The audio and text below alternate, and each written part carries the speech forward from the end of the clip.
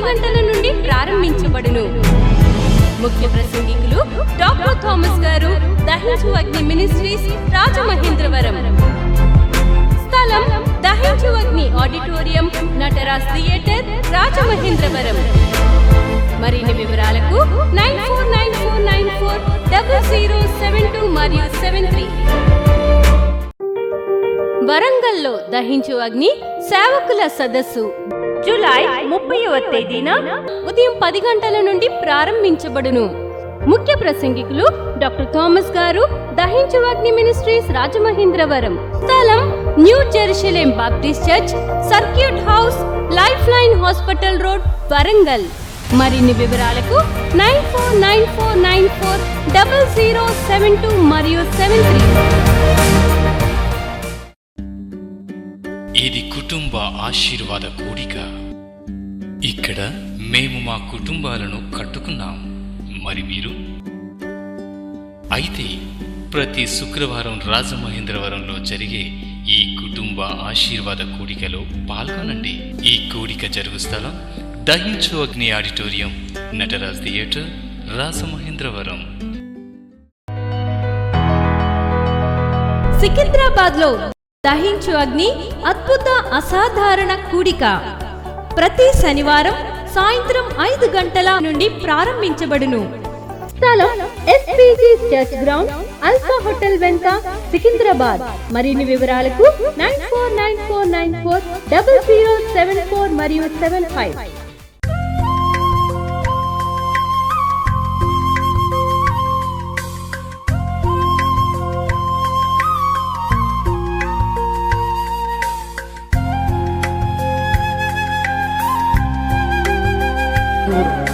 ఒక అన్యురాలికి దేవుణ్ణి చూసి ఎల్రోయి, నన్ను చూచే దేవుడు అని ఎందుకు చెప్పాలనిపించింది? ఆమె ఒక ఐగుప్తురాలు. హగర్ అనే స్త్రీ దేవుణ్ణి చూసి మాట చెప్తుంది. ఆమెకి ఎందుకు ఆ పేరు పెట్టాలనిపించింది? దేవుణ్ణి చూసి, lord you are the one who is seeing me, నువ్వు నన్ను చూస్తున్న దేవుడవు, నీ పేరు ఎల్రోయి అని ఎందుకు ఆ స్త్రీ ఆ దేవునికి ఆ పేరు పెట్టాలని ఆమెకు అనిపించిందో కొన్ని కారణాలు నేను మీతో పంచుకోవాలని ఆశపడుతున్నాను. హల్లెలూయా. దేవుడు హగర్ని ఒక్కరినే కాదండి, ఇక్కడున్న ప్రతి ఒక్కరిని దేవుడు ఈ రాత్రి చూస్తున్నాడు. ఇక్కడున్న ప్రతి ఒక్కరిని ఈరోజు రాత్రి దేవుడు తేరి చూస్తున్నాడు. హల్లెలూయా. ఆయన చూస్తే ఏం జరుగుతుంది? ఆయన మన వైపుకి చూస్తే ఏం జరుగుతుంది? ఆయన దృష్టి మన వైపుకి మళ్ళితే ఏం జరుగుతుంది? ఈ హాగరు స్టోరీ చూస్తే మీ అందరికీ తెలుసు, అబ్రహాము, సారా, వీళ్ళిద్దరికీ పిల్లలు లేరండి, సంతానము లేరు. అయితే ఈ సారాయి తనకు తానుగా ఏమని చెప్తుందంటే అబ్రహాముతో, ఇదిగో నేను పిల్లలు కనకుండా యెహోవా చేసి ఉన్నాడు, కాబట్టి నువ్వు దయచేసి నా దాసితో పొమ్ము, ఆమె వల్లైనా నాకు సంతానం కలుగుతుంది. నా దాసితో వెళ్ళు అని చెప్పింది ఎవరు చెప్పండి? శారాయే చెప్పింది. అబ్రహాము ఫోర్స్ చేయలేదు. హాగర్ కూడా నేను అబ్రహాముకి భార్యగా ఉంటానని అడగలేదు. ఈ సారాయే ఏం చేసిందంటే, తనకు తానుగా ఏం చేసిందంటే, దేవుడు నాకు పిల్లలు లేకుండా చేశాడు కాబట్టి నువ్వు నా దాసురాలైన హగరుతో, ఐగుప్తురాలైన దాసి అయిన హగరుతో పొమ్ము అని చెప్పి అబ్రహాముకి హగర్ని భార్యగా ఎవరిచ్చారని బైబిల్ తెలుపుతుందంటే, సాక్షాత్తుగా తన భార్య అయిన సారాయే ఇచ్చింది. మీరు చెప్పండి, ఇందులో హగర్ ఏమైనా తప్పు ఉందా? తను ఏమైనా తప్పు చేసిందా? ఇందులో ఏ తప్పు చేయలేదు. తను సామాన్యమైన దాసి, సారా చేతి కింద ఉన్న దాసి. ఆమెను వెళ్ళి ఆమెని నీకు భార్యగా ఉంచుకో అని చెప్పింది కూడా ఈమెనే, ఈ సారాయే చెప్పింది. ఇన్ఫ్యాక్ట్ చరిత్ర ఏం చెప్తుందంటే, ఈ హాగర్ చాలా ఎంగేజ్లో ఉందంట, 20sలో ఉందంట. కానీ ఆ టైంకి హగర్ని అబ్రహాము భార్యగా చేసుకునే టైంకి అబ్రహాం ఏజ్ ఎంత అంటే 86 years. ఎంత చెప్పండి? ఏ యంగ్ గర్ల్ అయినా ఒక ముసలత్తని పెళ్లి చేసుకోవాలనుకుంటుందా? ఒక ముసలత్తనికి భార్యగా ఉండాలనుకుంటుందా? కలలో కూడా ఆమె అలా ఉండాలనుకోదు. ఈ హగరికి ఇష్టం లేకుండానే తన యజమానురాలు చెప్పిందని అబ్రహాముకి భార్యగా ఉండడానికి సిద్ధపడింది. అబ్రహాముకి భార్యగా ఉండడానికి సిద్ధపడిన తర్వాత దేవుడు హగర్ యొక్క గర్భాన్ని తెరిచాడంట. హల్లెలూయా. ఇప్పుడు ఈ సారాయి బాధ ఏంటంటే, ఆమె దృష్టికి నేను నీచమైన దాన్ని అయిపోయాను. ఆమె దృష్టిలో హగర్కి పిల్లలు ఉన్నారు, నాకు పిల్లలు లేరు. ఆమెకి పిల్లలు పుట్టేశారు కాబట్టి హగర్ నన్ను చాలా చీప్గా చూస్తుంది, నన్ను తృణీకరిస్తుంది, నేను నీచమైన దానిగా అయిపోయానని ఈమె ఏం చేసిందంటే ఊహించుకుంటుంది. సారాయి ఊహించుకుని తన యజమానుడైన అబ్రహాముతో చెప్తుంది ఈ విషయం. చెప్తే ఈ అబ్రహాం అయినా ఏం చేయాలి? సపోర్ట్ చేయాలి కదా. సపోర్ట్ చేయడు. ఏమంటాడంటే, ఆమె నీ దాసి, నీకు నచ్చినట్టు చెయ్యి, నీకు ఏం చెయ్యాలనిపిస్తే చెయ్యి.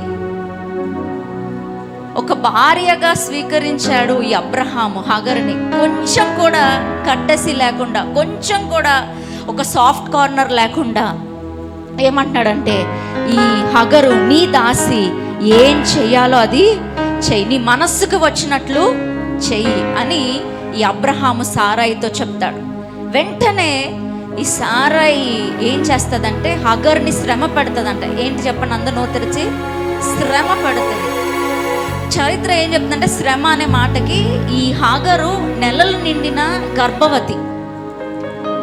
శ్రమ పెట్టడం అంటే ఒక గర్భవతిని కొట్టడం. ఇక్కడ శ్రమ అని రాయబడి ఉంది, కానీ దాని మూల వాక్యంలో ఏముందంటే టార్చర్డ్ హర్, ఆమెని టార్చర్ పెట్టిందంట సారాయి. ఇందులో హగర్ది ఏమైనా తప్పు ఉందండి? ఒక యవ్వనస్తురాలు తన యజమానురాలు చెప్పిందని అబ్రహాముకి భార్యగా వెళ్ళింది, గర్భవతి అయింది. ఇప్పుడు ప్రెగ్నెంట్తో ఉన్న లేడీని టార్చర్ పెట్టి, కొట్టి, హింసిస్తూ, శ్రమ పెడుతూ, పనులు చేయిస్తూ ఆమెకి విపరీతమైన బాధ కలుగజేసింది. ఎవరైనా ఒక స్త్రీ ఇంట్లో నుంచి పారిపోయే స్థితి ఎప్పుడు వస్తుందంటే భరించలేనప్పుడు, బ్రేక్ అయిపోతారు. స్త్రీలకి చాలా పేషెన్స్ ఎక్కువ, చాలా తట్టుకుంటారు, చాలా సహించుకుంటారు. నా సహనం ఇంకా క్లోజ్ అయిపోయింది, నా సహనం బ్రేక్ అయిపోతుంది అన్న టైంలో ఏం చేస్తారంటే, నేను ఉండను బాబోయ్ అని ఏం చేస్తారంటే పారిపోతారు. ఈ సారా ఎంత టార్చర్ పెట్టి ఉంటే హగర్ని, ఆమె నాకు వద్దు బాబోయ్, ఈ శ్రమలు నేను భరించలేను, ఈ శ్రమలు నాకు వద్దు, ఈ టార్చర్ నాకు వద్దు, ఈ శ్రమ నాకు వద్దు అని అరణ్యంలో పారిపోతుంది ఈ స్త్రీ. హల్లెలూయా.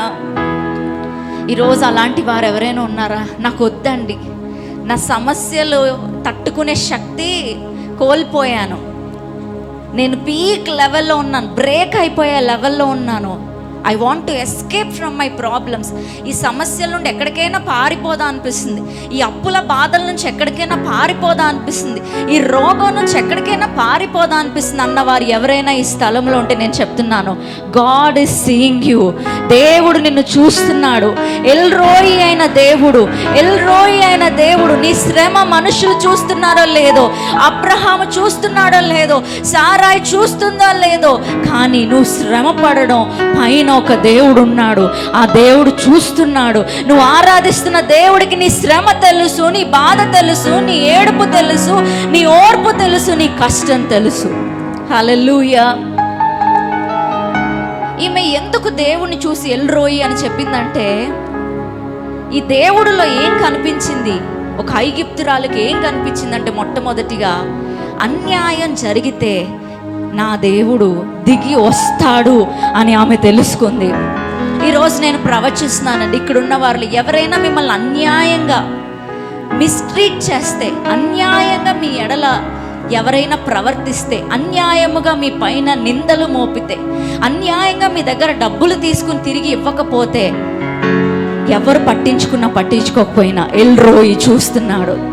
అన్యాయంగా ఎవరైనా మీ ఎడల నడుచుకుంటే ఎల్రోయి అయిన దేవుడు చూస్తున్నాడు. ఈ స్త్రీకి అదే అర్థమైంది. ఏంటి, నన్ను ఎవరో ఒకరు అన్యాయంగా నన్ను టార్చర్ పెడుతుంటే, ఆ సారాయి నన్ను అన్యాయంగా టార్చర్ పెడుతుంటుంటే, ఈ దేవుడు ఎక్కడి నుంచో దిగి వచ్చి నన్ను కనుగొని నాతో మాట్లాడటం ఏంటి? ఈయన పేరు ఎల్రోయి అని ఆ రోజు నిర్ణయించింది. హల్లెలూయా. ఈరోజు నేను చెప్తున్నాను, మీ ఎడల ఎవరైనా అన్యాయంగా ప్రవర్తిస్తే, మీకు రావాల్సిన ఉద్యోగం తీసుకెళ్ళి ఇంకొకరికి డబ్బుకు అమ్ముడిపోయి ఇంకొకరికి ఇచ్చేసారనుకోండి, మీకు అన్యాయం జరిగిందనే మీరు అనుకోవచ్చు. కానీ లేదండి, దేవుడు అన్యాయస్తుడు కాదు. ఆయన న్యాయకర్త, నీకు న్యాయం తీర్చువాడై ఉన్నాడు. ఆయన ఎల్రోయి. హల్లెలూయా. అన్యాయం జరిగినప్పుడు చూచుచున్న దేవుడు అని ఈ హాగరు గుర్తించింది. ఇది మొట్టమొదటిది. రెండవదిగా ఈ స్త్రీ ఏం గుర్తించిందంటే, దేవుడు తన శ్రమను చూస్తున్నాడు అని గ్రహించింది. God is seeing at my problem. నేను ఎక్కడో ఒక అన్యురాలని, నేనేదో శ్రమ పడుతున్నాను, కానీ దేవుడు నేను చెప్పకుండానే నా శ్రమను ఏం చేశాడు? చూశాడు. హల్లెలూయా. ఈరోజు నేను చెప్తున్నాను, ఇక్కడున్న ప్రతి ఒక్కరి శ్రమ దేవుడు చూస్తున్నాడు. ప్రతి ఒక్కరి ప్రయాస దేవుడు చూస్తున్నాడు. ప్రతి ఒక్కరి కన్నీళ్ళు దేవుడు చూస్తున్నారు. మీరు పైకి నవ్వుతూ కనిపించచ్చు, కానీ మీ హృదయంలో ఎంతో వేదన, బాధతో ఈరోజు ఇక్కడ కూర్చున్నారేమో. పరిశుద్ధాత్మ దేవుడు మీతోనే మాట్లాడుతున్నాడు. ఏంటంటే, ఎల్రోయి, నేను చూచుచున్న దేవుడను, నేను చూచుచున్న దేవుడను, నీ శ్రమను చూచుచున్న దేవుడను, నీ పోరాటాన్ని చూచుచున్న దేవుడను, నీ కన్నీళ్లను చూచుచున్న దేవుడను, నీ ప్రయాసను చూచుచున్న దేవుడను. హల్లెలూయా. కొంతమంది ఇక్కడ ఉన్నారండి, మీరు చాలా ప్రయాసపడుతున్నారు. మీ ఇంట్లో ఒక రక్షణ పొందాలని ప్రయాసపడుతున్నారు. మీ ఇంట్లో ఉన్న వారందరూ మారు మనసు పొందాలని ప్రయాసపడుతున్నారు. కొంతమంది అయితే అప్పులు తీర్చాలని ప్రయాసపడుతున్నారు. కొంతమంది రోగాన్ని బాగు చేయాలని ప్రయాసపడుతున్నారు. సీమోను పేతురు కూడా రాత్రి అంతా ప్రయాసపడ్డాడు. అతడు చెప్పకముందే నా దేవుడు తెలుసుకున్నాడు. అతడు రాత్రి అంతా ప్రయాసపడ్డాడని తెలుసుకున్నాడు నా దేవుడు. ఈరోజు నేను చెప్తున్నాను, నీ శ్రమను, నా శ్రమను దేవుడు చూస్తున్నాడు. ఆయన ఎల్రోయి, ఆయన చూచుచున్న దేవుడు. హల్లెలూయా. ఈ హాగరు అరణ్యంలో పారిపోతూ ఒక నీటి బుగ్గ దగ్గర ఆగిందంట. అక్కడ ఆమెకి యెహోవా దూత ప్రత్యక్షమైంది. ఎవరు చెప్పండి? యెహోవా దూత. బైబిల్లో ఉంది, యెహోవా దూత కనుగొని అనే మాట ఉంది. చూడండి, ఆదికాండం 16వ అధ్యాయం.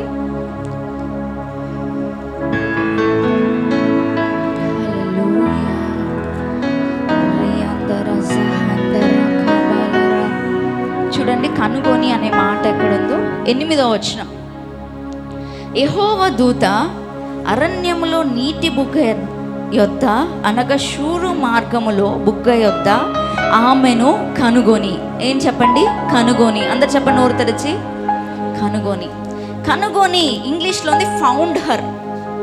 అంటే యెహోవా దూత, ఇక్కడ హగర్ ఉండాలే, ఒక స్త్రీ పారిపోయి వచ్చిందే, ఆమె ఎక్కడుంది ఎక్కడుంది ఎక్కడుంది అని యెహోవా దూత ఆమెను వెతుక్కుంటా ఆ ప్లేస్లో ఏం చేశాడంటే కనుగొన్నాడు. హల్లెలూయా. యెహోవా దూత ఆ స్త్రీ యొక్క శ్రమను చూచి వెతికాడు. He searched. God's messenger searched for Hagar. ఆ శ్రమ పడుతున్న ఆ లక్ష్మి ఎక్కడుంది? ఆ ఏడుస్తున్న లక్ష్మి ఎక్కడుంది? ఆ ఏడుస్తున్న జాన్ ఎక్కడున్నాడు? ఆ కన్నీరు కారుస్తున్న ప్రమోద్ ఎక్కడున్నాడు? ఇలాగా యెహోవా దూత వెతుకుతుందంట. ఈరోజు నేను చెప్తున్నాను, దేవుడు గనక నువ్వు ఏడిస్తే, నువ్వు ఏడుపు శబ్దం ఆయన వింటే చాలు, ప్రార్థన కూడా చేయక్కర్లేదు. ఆయన నీ కొరకు వెతుక్కుంటా దిగి వస్తాడు. ఆయన పరలోకంలో కూర్చొని ఎంజాయ్ చేయడు. కానీ నా బిడ్డ అక్కడ ఏడుస్తుంది, క్యాథరిన్ ఎక్కడుంది, ఆమె ఎక్కడుంది, ఎక్కడ కూర్చొని ఏడుస్తుంది, నేను ఉన్న చోటికి ఆయన దిగి వస్తాడు. నేను ఎక్కడుండి కన్నీరు కారుస్తున్నానో ఆ ప్లేస్కి వచ్చి దిగి వచ్చి ఆయన నా కన్నీరు చూచి దేవుడై ఉన్నాడు. హల్లెలూయా. ఇదే హగర్కి షాకింగ్ అనిపించింది. యెహోవా దూత వెతుకుతా హగర్ ఎక్కడుంది. సడన్ గా హగర్ని చూడగానే, ఇదిగో హగర్ ఎందుకు వచ్చేస్తున్నావు, ఎక్కడి నుండి వచ్చేస్తున్నావు? ఆమెకి షాక్ అయిపోయింది. నా కోసం ఒక వ్యక్తి వెతకడమే. నేను పారిపోయి వస్తే అబ్రహాము వెతకలేదు, నన్ను మ్యారేజ్ చేసుకున్న అబ్రహాము వెతకలేదు నా కోసం. నా యజమానురాలు ఇన్ని రోజులు సేవ చేసిన నా యజమానురాలు నా గురించి వెతకట్లేదు. కానీ ఎక్కడో ఉన్న నా దేవుడు, ఎక్కడో ఉన్న నా యెహోవా నా కోసం వెతుక్కుంటా వచ్చి నేనున్న చోట నిలబడి నాకు ధైర్యం చెప్పడానికి వచ్చాడు. హల్లెలూయా. వెంటనే ఆమె అంటుంది, నువ్వు యెహోవా ఈరే చూచుచున్న దేవుడు. ఈరోజు చెప్తున్నాను, యెహోవా ఈరేలో ఉన్న అర్థం ఏంటంటే నువ్వున్న చోటికి ఆయన దిగి వస్తాడు. నువ్వు ఉన్న చోటికి, నువ్వు ఎక్కడో ఏడుస్తూ కూర్చున్న చోటికి ఆయన దిగి వస్తాడు. నువ్వున్న హాస్పిటల్కి దేవుడు దిగి వస్తాడు. నువ్వున్న ఎమర్జెన్సీ ఐసీయూలోకి దేవుడు దిగి వస్తాడు. హల్లెలూయా. మనం దేవుని వెతుక్కుంటూ వెళ్ళే సందర్భాలు ఉన్నాయి, కానీ ఈ స్త్రీ చూసింది ఏంటో తెలుసా అండి? దేవుడే తన్ని వెతుక్కుంటూ వచ్చి కనుగొన్నాడు. హల్లెలూయా, కనుగొన్నాడు. తర్వాత చూస్తే 4వదిగా చూస్తే ఈ దేవుని దూత అడుగుతుంది, సారా ఎక్కడి నుండి వచ్చావు, ఎందుకు వస్తున్నావు అంటే, నా యజమాని దగ్గర నుంచి, నా యజమానురాల దగ్గర నుంచి పారిపోయి వస్తున్నానంటే, యెహోవా దూత అంటది, నువ్వు వెళ్ళి ఆమె చేతి కిందే అణిగి ఉండు అని చెప్పి వదిలేలేదండి. ఏం చేస్తుందో తెలుసా?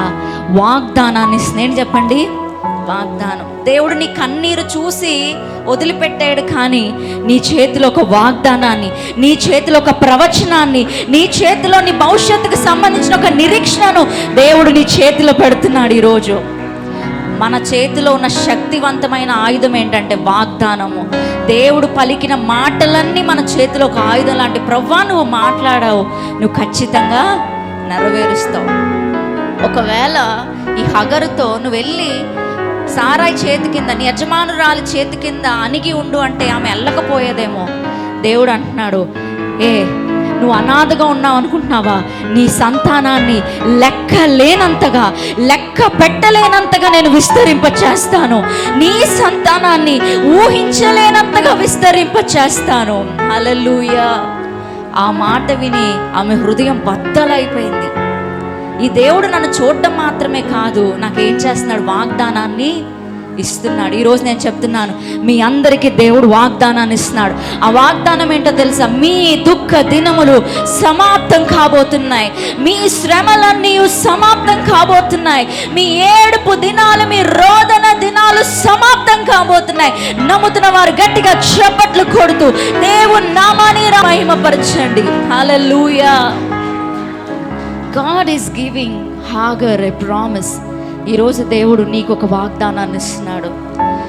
చూసేసాను వెళ్ళిపో అనట్లే, దేవుడు సొల్యూషన్ కూడా ఇస్తున్నాడు. ఆ సొల్యూషనే ఎలా ఇస్తున్నాడు అంటే వాగ్దాన రూపంలో హగరు చేతికి ఒక జవాబుని ఇస్తున్నాడు. వాగ్దానాన్ని ఇచ్చి అంటాడు, యెహోవా దూత, నువ్వు గర్భవతిగా ఉన్నావు కదా, నేను నీ మొరని విన్నాను. ఇంత ఏడ్చావు కదా, ఈ అరణ్యంలో ఒక అనాథలా ఏడ్చావు కదా, నీ మొరను విన్నాను. నీకు ఒక కుమారుని ఇస్తాను. ఆ కుమారుడికి ఇష్మాయేలు అని పేరు పెట్టు. ఇష్మాయేలు అంటే అర్థం ఏంటంటే యెహోవా వినేను. ఏంటి చెప్పండి? వినేను. నేను చూచే దేవుడు మాత్రమే కాదండి, నేను వినే దేవుడును. నువ్వు చూసి నేను చూసే దేవుడు మాత్రమే కాదు, నువ్వు మూలుగుతూ ఒక రూమ్లో కూర్చుని నువ్వు ఏడ్చే కన్నీరు శబ్దము కూడా దేవునికి వినబడుతుంది. నువ్వు రహస్యముగా కార్చే కన్నీటి శబ్దము కూడా దేవునికి వినబడుతుంది. హల్లెలూయా. దేవుడు వినే దేవుడు. అందరు చెప్పండి నోరు తెరచి, వినే దేవుడు. చూచే దేవుడు మాత్రమే కాదు, వినే దేవుడు. ఈ యొక్క హాగరు ధైర్యముగా తిరిగి వెళ్ళింది. ఏంటి చెప్పండి? ధైర్యముగా, నాకు ఒక దేవుడు ఉన్నాడు, ఆయన నన్ను చూస్తున్నాడని ధైర్యముగా వెళ్ళింది. ఈ ఎల్రోయి అని ఎందుకు ఈ స్త్రీ పేరు పెట్టిందంటే, మొట్టమొదటిగా అన్యాయాన్ని చూసి సహించే దేవుడు కాదని ఆమె తెలుసుకుంది. రెండవదిగా శ్రమను చూసే దేవుడు అని తెలుసుకుంది. మూడవదిగా నన్ను వెతికే దేవుడు అని మీకు అర్థమైంది. నాలుగవదిగా నాకు వాగ్దానాన్ని ఇచ్చే దేవుడు అని తెలుసుకుంది. ఐదవదిగా నా మొరను వినే దేవుడు అని అర్థమైంది. ఈ 5 విషయాలు ఆమెకు అర్థమైంది కాబట్టి ఆమె దేవుని చూసి చెప్తుంది, నువ్వు ఎల్రోయి. హల్లెలూయా. నువ్వు ఎల్రోయి, నిన్ను చూచే దేవుడు. హాగరు అరణ్యములో నీటి బుగ్గ యొద్ద గాడ్ ఫౌండ్ హర్.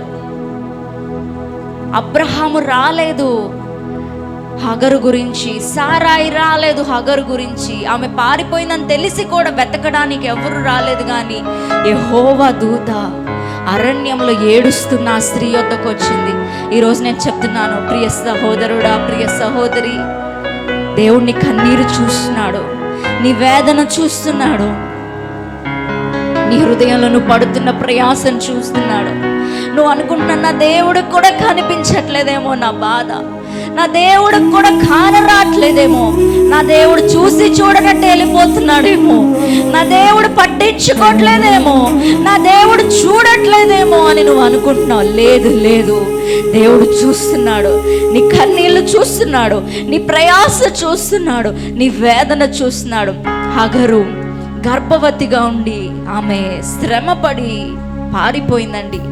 ఇక్కడ అలాంటి వారు ఎవరైనా ఉన్నారని నేను తప్పించుకోవాలనుకుంటున్నాను, ఎక్కడికైనా పారిపోవాలనుకుంటున్నాను, ఈ శ్రమలను నేను టాలరేట్ చేయలేకపోతున్నాను అన్నవారు ఎవరైనా ఉంటే ఈరోజు పరిశుద్ధాత్మ దేవుడు నీతోనే మాట్లాడుతున్నాడు. ప్రియ బిడ్డ, ఎల్రోయి నేను నీ పక్షాన నిలబడే దేవుడును. నువ్వు ఏడిస్తే, నువ్వు ఎక్కడుండి ఏడుస్తున్నావు అక్కడ వచ్చి కనబడతాను నేను. నువ్వు కన్నీరు కారిస్తే ఎక్కడ ఏ మూల కూర్చొని కన్నీరు కార్చిన నేను దిగి వస్తాను, నిన్ను కాపాడడానికి దిగి వస్తాను, నీతో మాట్లాడడానికి దిగి వస్తాను, నీ ఏడుపుని వినడానికి దిగి వస్తాను, నీకు వాగ్దానం ఇవ్వడానికి దిగి వస్తాను.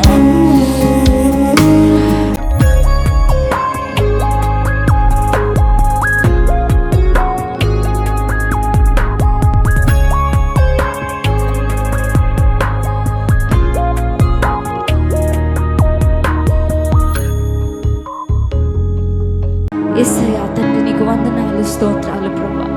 ఇక్కడున్న ప్రతి ఒక్కరు హగరు వలె ప్రభా జీవితంలో అన్నిటిని పోగొట్టుకుని శ్రమతో వేదనతో అయా తండ్రి ఇక్కడ నిలబడి ఉన్నారేమో ప్రభా.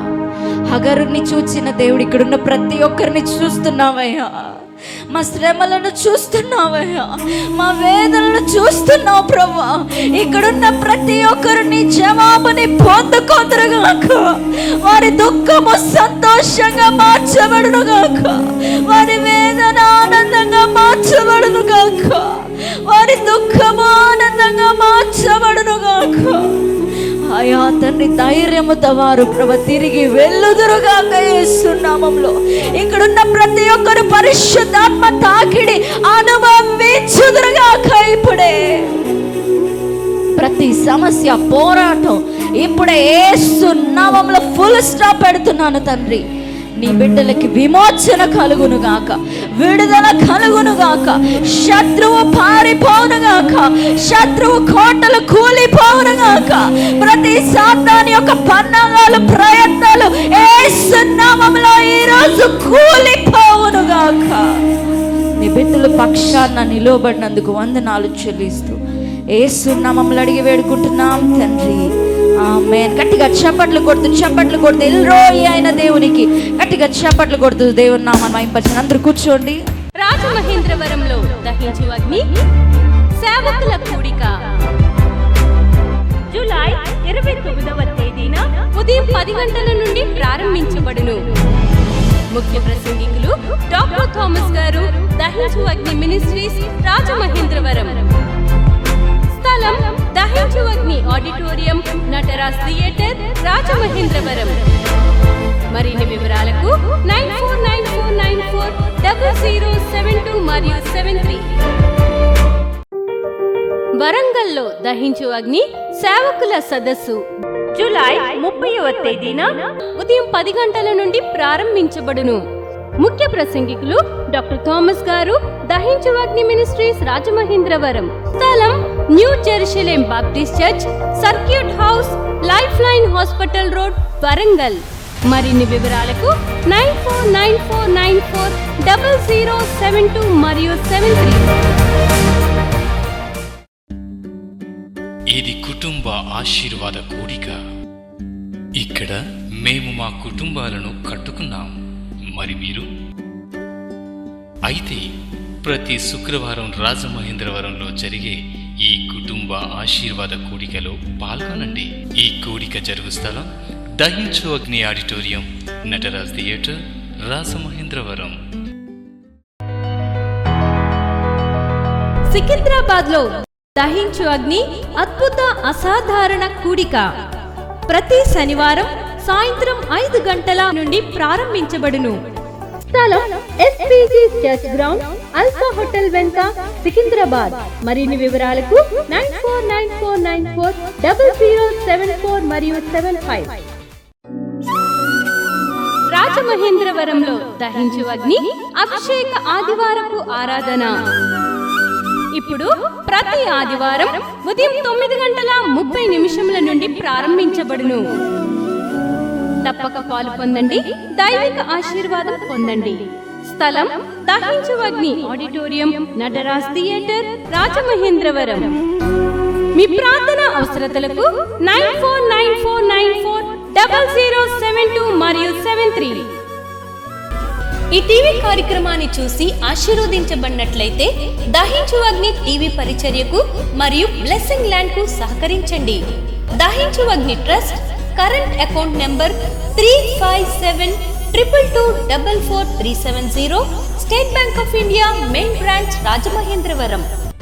My address doctor Thomas Dahinchu Agni ministries, తుమ్మలోవా, Rajamahendravaram.